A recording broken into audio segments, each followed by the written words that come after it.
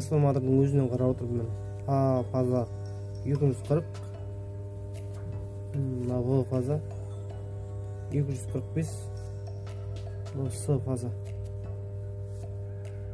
250, 253 ойнап қойса да көріңіз. С да 253 короче. Машинадан прямой тексеріп көрдім же. Ол жақтан барып қосылды короче. Не белый, я? Так, мына В фаза. Жоқ, ол С екен. С 244,